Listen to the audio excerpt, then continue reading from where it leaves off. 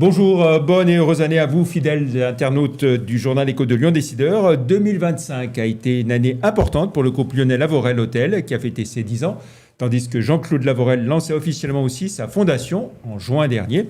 On revient en détail sur ces différentes actualités avec Jean-Claude Lavorel, notre premier invité de l'année aujourd'hui. Bonjour. Bonjour Jean-Pierre, meilleurs vœux pour cette année. Merci à vous aussi. Alors, après la vente de LVL Médical à l'Air Liquide, vous êtes parti sur de nouvelles aventures entrepreneuriales, l'hôtellerie, on va y revenir, mais vous avez poursuivi aussi dans la santé, dans la petite enfance également, dont vous n'étiez pas totalement sorti, sans compter que vous avez aussi pris des participations ici ou là. Expliquez-nous un peu les contours du groupe Lavorel. Alors les contours aujourd'hui, c'est simple, la plus grosse activité que nous ayons, c'est l'hôtellerie, avec 10 hôtels, plus à l'intérieur la compagnie de bateaux, des bateaux lyonnais, et le domaine viticole dans le Beaujolais, en Brouilly. Voilà, ça c'est le contour. Château Ravati. Château des Ravati, exactement, qui est un excellent Brouilly. Dans la région, donc, on a nos hôtels de Courchevel, 3 hôtels de Courchevel, le Marriott que tous les Lyonnais connaissent, et le Cobster des Cygnes. Cobster, c'est une marque que nous avons créée. Créée vous-même, hein, voilà. Créée nous-mêmes. Pour l'instant, nous en avons 3. Nous avons un à Paris, porte de Versailles, un en région parisienne, à Colombes.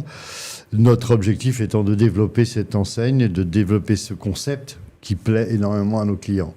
Et puis voilà, puis on a également un hôtel à Chantilly, le Grand Pavillon de Chantilly, qui est un concept un peu hybride, c'est-à-dire qui fait du loisir le week-end et du séminaire du maïs la semaine. Et enfin, on a le Palace de Menton au bord du lac d'Annecy, qui là est également un produit super qui fonctionne très bien. Donc ça, c'est pour l'hôtellerie. Ça, c'est pour l'hôtellerie, oui. Si on s'intéresse alors, la partie santé, la partie petite enfance. Alors la partie santé, par affect. Après, à la vente d'LVL, je n'ai bien évidemment pas continué dans le même type d'activité, mais je voulais garder un pied dans la santé, parce que ça fait aujourd'hui 40 ans que j'ai travaillé dans la santé. Donc j'ai racheté 2 petites entreprises.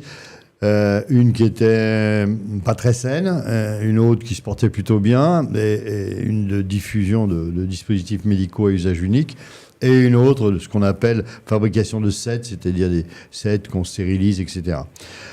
On a mis quelques années à remettre de l'ordre, à remettre ces entreprises à flot et à la remettre de l'ordre. Aujourd'hui, elles tournent. Elles tournent bien, elles connaissent de la croissance, pas phénoménale. C'est pas un grand groupe, ça fait 10 millions de chiffre d'affaires. Et on connaît la rentabilité, on a revenu à la rentabilité. D'accord. Et ces 2 entreprises, elles s'appellent comment ? Alors, ça s'appelle Lavorel Medicare au sommet. Et d'un côté, Kélis, qui est la distribution. Et de l'autre côté, Innocet, qui est la fabrication de sets. Voilà. Donc, 10 millions d'euros de chiffre d'affaires. 10 millions d'euros de chiffre d'affaires. Équilibré. Aujourd'hui, l'équilibre. Demain, la rentabilité. Voilà. Et puis, alors, petite enfance. Et petite enfance, alors les noms ont souvent changé, donc je ne pourrais pas vous dire c'est Kids and Garten ou Kids and Baby, je ne sais jamais les noms, puisque c'est mon fils aîné qui s'en occupe, c'est Issas. Donc aujourd'hui, on a un certain nombre de crèches, donc en Allemagne en particulier, où ça s'est beaucoup développé. Pour des raisons culturelles, c'est-à-dire que les Allemands les Allemandes s'arrêtaient quand elles étaient enceintes et retournaient pas travailler parce qu'il n'y avait pas de solution de garde. Aujourd'hui, elles ont compris, elles veulent garder leur job, elles ont raison. Et donc, on a créé un certain nombre de crèches privées. Alors, on a connu des petits déboires l'année dernière parce qu'on a eu brutalement un arrêt même des aides de la part d'un lender où nous étions bien implantés. Ils sont un peu revenus en arrière, donc ça y est, on repart. On a ce petit trou d'air. Et puis autrement, on a des crèches également suisses romandes, en particulier à Genève. On en a à Lausanne. Voilà, donc, et en France, des activités de nounou à domicile à Paris, sur la région parisienne. Et tout ça, la petite enfance, ça représente quoi ? La petite enfance, je crois que ça représente à peu près une quarantaine de millions. Je sais, j'ai pas les chiffres parce que j'en ai pas encore fait notre conseil de surveillance. C'est lundi. C'est un peu trop tôt. Bien. Alors l'hôtellerie, donc vous l'avez évoqué, hein, ça a commencé avec le château de Bagnols, hein, dans le Beaujolais. À l'origine, qu'est-ce qui vous a attiré dans l'hôtellerie ? Le pur hasard, la séduction. C'était que J'avais vendu un chalet à Courchevel. J'avais vendu parce qu'on m'avait trouvé un acheteur et j'étais pas du tout vendeur. Donc j'avais dit, trouvez-moi quelque chose de mieux. On m'a proposé un hôtel. J'étais pas du tout parti pour acheter un hôtel. Je suis tombé sous le charme. C'est un hôtel qui avait beaucoup de charme, qui a toujours d'ailleurs beaucoup de charme. Et j'ai dit banco. Et je suis parti là-dedans sans m'en occuper vraiment. J'avais mis un de mes neveux dedans. Qui s'en est fort bien occupé. Puis après, il y a eu l'opportunité de l'achat du château de Bagnoles, qui était passé dans la presse et qui était en grande difficulté. Et on a fait l'opération en une journée. C'est-à-dire qu'en fait, je suis allé visiter. Je connaissais juste la nuit. J'étais allé dîner un soir. J'étais allé visiter en journée. J'ai vu le potentiel. J'ai vu l'ensemble. Je suis rentré. J'ai fait une offre. Et 2 heures après, j'avais un coup de téléphone des Anglais qui me disait on aime votre offre, on voudrait faire avec vous. Voilà, c'est passé comme ça. C'est le pur hasard. Hasard, coup de foudre. Et quand j'ai vendu LVL, j'ai eu l'opportunité. Je me suis dit, le Hilton, qui est en mauvais état, qui est pourtant un superbe produit, il y a matière à faire quelque chose. Donc j'ai contacté le groupe Partouche, j'ai pu négocier avec eux. Et on a fait des gros travaux, à l'époque, très gros travaux. Voilà, on est devenu propriétaire. Et ça m'a donné l'idée de dire, maintenant que j'ai 3 établissements, dont un qui est un gros porteur, on va faire un petit groupe. Voilà. Alors, 3 zones géographiques, hein, grande région lyonnaise, les Alpes, Paris. Est-ce que vous pourriez viser d'autres régions, vous implanter ailleurs ? Pourquoi pas, surtout avec l'enseigne Copstar. C'est un peu notre projet. Alors, je ne vous cache pas que l'année 2025 a été une année un peu compliquée, donc on a un peu ralenti sur nos projets d'investissement. On espère que 2026 va avoir du changement. Voilà. Et puis, avec les Alpes, vous dites qu'avec les JO 2030, il y a peut-être d'autres opportunités ? Oui et non, parce que franchement, aujourd'hui, on se demande comment ça pourrait bien marcher. D'accord. Alors, vous avez évoqué Copster, Dessines, Paris. Rappelez-nous le concept. Et puis là aussi, donc, vous disiez, vous pourriez en faire d'autres, voilà, dans d'autres régions. Copster, c'est des hôtels 4 étoiles, un périurbain ou urbain, puisqu'on en a un dans Paris 15e, dans lequel on accueille bien évidemment les entreprises, les séminaires, etc. On accueille également des particuliers, des individuels, la clientèle individuelle. Ce sont des 4 étoiles, luxe, décomplexé, des hôtels urbains chics. Voilà, c'est des hôtels urbains chics avec une décoration qui essaye de faire comme si on était à la maison. C'est-à-dire qu'on a des bouquins, on a des objets, vous voyez, on se sent moins dans un hôtel. On se sent plus un peu chez soi. Voilà. Et puis alors, vous l'avez évoqué, la compagnie fluviale, les bateaux lyonnais, un domaine viticole dans le Beaujolais. Là aussi, c'est quoi ? Des opportunités qui sont présentées ? Tout à fait. Vous considériez que c'était complémentaire ? Les bateaux, quand on nous a proposé les bateaux, puisqu'ils ont été mis en vente, on était un de leurs principaux clients. Puisque quand on a des séminaires, au Marriott en particulier, et uniquement d'ailleurs au Marriott, souvent les gens nous demandent qu'est-ce qu'on pourrait faire comme activité. On leur proposait, si vous voulez, il y a la promenade en bateau sur la Saône, c'est très sympa le soir. Et quand ça a été en vente, j'ai dit pourquoi pas. Donc on a été acheter cette compagnie. On l'a agrémenté de 2 bateaux, l'Hermès 2 et le Saint-Exupéry, qui sont des très beaux bateaux. Donc aujourd'hui, il y a 6 bateaux dans la compagnie. Voilà, ça marche bien. Ça marche bien. Et le vin, ça fait tellement longtemps que je rêvais d'avoir un domaine viticole pour enfin avoir mon propre produit, vous voyez, fabriqué, c'est-à-dire partir de mon raisin et arriver à ma bouteille de vin que je peux déguster. Donc j'en ai cherché, et je suis tombé amoureux de ce château, qui est en côte de Brouilly, le château de Rabaty. La bâtisse est belle. On a une magnifique orangerie dans laquelle on peut organiser des séminaires. Et puis, on a un vignoble d'exception. Franchement, on a un vignoble d'exception. On a été, l'année dernière, 2e chardonnay du monde. Meilleur chardonnay du monde. On a eu médaille d'or à Mâcon. On a eu des médailles de partout. Et on est très, très contents parce que le produit est reconnu. Et le bruit, c'est quand même un bon vin. Et d'autres opérations de ce type seraient possibles Ou vous allez rester... Non, vignoble, il a plusieurs avantages. Oui. Il est à taille humaine parce qu'on n'a que 36 hectares, ça paraît beaucoup, mais c'est pas colossal. On a la possibilité de faire des séminaires. Il n'est pas trop loin de Lyon, donc on peut y aller régulièrement au moment des vendanges, etc. et même pendant l'année. Non, je n'ai pas l'intention. Alors, vous l'avez un peu évoqué, 2025 a été un peu plus compliqué que 2024, qui avait été une année un peu exceptionnelle, avec une croissance de 12% à l'époque, 2024, 91 millions de chiffre d'affaires, une belle rentabilité d'exploitation de 23%. Donc, vous dites 2025 a été plus difficile. 2025 a été plus difficile parce que pour deux raisons. La première, c'est que je vous rappelle simplement que depuis fin 2024, on était dans une incertitude politique puisqu'il y a eu la démission du gouvernement Barnier. Ça a beaucoup perturbé le monde des affaires. Et donc, beaucoup de chefs d'entreprise se sont dit on va attendre, on va voir ce qui se passe. Ça a été une année difficile. Pas terrible, c'est pas horrible, mais c'était une année difficile. Et on a...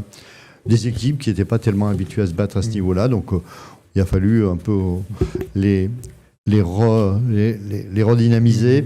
Et là, on est en train de remonter la pente, ça va bien. Alors, ce n'est pas une pente terrible, puisque on a perdu juste 3 millions de chiffre d'affaires sur 91. Ce n'est pas colossal. Ça représente un tout petit pourcentage. Par contre, on a perdu bien évidemment rentabilité, ce qui est plus gênant parce qu'on a besoin de cash pour entretenir les hôtels, etc., et puis se développer. Bon, cette année, je pense qu'on devrait retrouver une belle rentabilité. Voilà, avec des investissements prévus, des travaux Alors, des travaux, on est obligé. Il y a beaucoup d'endroits où... Oui, c'est un peu le problème de ce métier, c'est qu'il y a ce qu'il faut mettre au goût du jour en matière technique, et puis il faut entretenir pour que le client soit satisfait, parce que sinon, il vous fait vite et vous avez des notes qui diminuent sur TripAdvisor, et ça, c'est terrible. C'est terrible. Alors, 2025, ça a été aussi l'année du lancement de votre fondation, la Fondation Jean-Claude Lavorel, avec 2 causes majeures, la lutte contre le cancer et puis le soutien à l'enfance, avec différentes associations soutenues et des événements tout au long de l'année. Alors, 2025, il y a également les 10 ans. Oui. Important parce que 10 ans, voilà, c'est la maturité, maintenant ça va. Et puis c'est vrai que ça me tenait à cœur. Ça fait longtemps que je soutiens certaines associations. J'estime que j'ai eu une opportunité dans la vie et que je m'en suis pas trop mal sorti. Rendons un peu à la société et à ceux qui sont en difficulté, ce qu'on a pu avoir la chance, entre guillemets, parfois de gagner. Donc... plutôt que d'avoir ces associations diverses et variées qui ne soient pas regroupées, j'ai décidé de créer ma fondation, un fonds de dotation que j'ai appelé Fondation Jean-Claude Lavorel.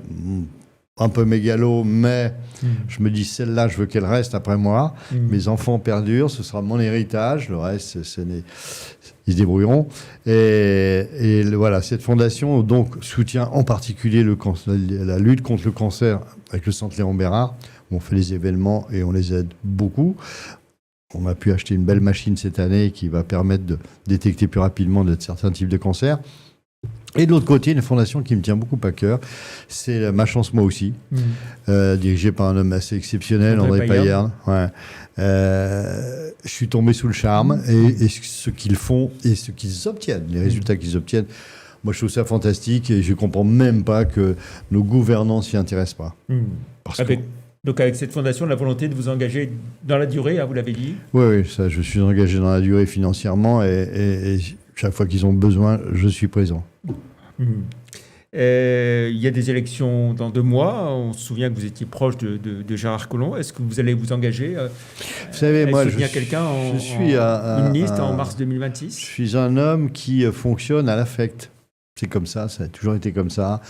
J'adorais Gérard Collomb. Je n'avais pas les mêmes opinions sur tout, loin de là, mais ça a été un ami. J'ai beaucoup apprécié cet homme. J'ai beaucoup souffert depuis quelques années, depuis 5 ans. Je trouve que ma ville, ça me fait souffrir parce que moi, je suis un Lyonnais en pure souche. Et j'ai toujours adoré. Je trouve que cette ville est tellement belle, tellement extraordinaire, tellement plein d'atouts que ça a été trop violent. Et qu'aujourd'hui, il y a trop de fractures entre les Lyonnais. Ça me dérange beaucoup. Je connais Jean-Michel Aulas. Je suis un ami, je ne le cache pas. C'est un homme de valeur, c'est un homme qui a réussi des belles choses, c'est un homme qui a beaucoup d'humanisme. C'est pas qu'un businessman comme on voudrait le montrer aujourd'hui. C'est un homme qui a également un grand affect et c'est pour ça qu'on s'est entendu, qu'on s'est rapproché sur beaucoup de sujets. Sans pour autant, moi je suis pas passionné de foot, j'ai jamais été passionné de foot, c'est comme ça. Donc dans son projet, oui, je l'ai soutenu, oui, je le soutiens. Je ne vais pas m'engager parce que la politique, c'est pas mon truc. Je suis peut-être trop direct. Alors, pour finir, un vœu pour 2026 ? Alors, Quel plusieurs vœux. Qu'on retrouve Lyon comme on l'a connu, que je garde la santé, parce que ça, c'est très, très important. Et sinon, il n'y a plus rien. Ouais. Sinon, il n'y a plus rien. Le reste, que ma fondation fonctionne et qu'elle aide encore plus. Ce sera donné par surcroît. Très bien. Merci beaucoup, Jean-Claude Lavorel, d'être venu sur le plateau du Journal Écho de Lyon Décideur. Voilà, avant de nous quitter, je vous présente le dernier Lyon Décideur qui est en kiosque depuis ce matin avec un grand dossier sur les stratèges des candidats à Lyon. Et je suis très heureux de vous l'offrir. Une trentaine de communicants, de conseillers de bras droit qui sont présentés. Et puis, l'annuaire 2026 des leaders, dans lequel figure bien sûr Jean-Claude Lavorel, l'annuaire de tous les records, avec 680 noms, 680 fiches de leaders qui sont présentés. Merci beaucoup. Encore une fois, très bonne année à vous toutes et tous. Et puis on se retrouve vendredi prochain pour une nouvelle émission. Merci, au revoir.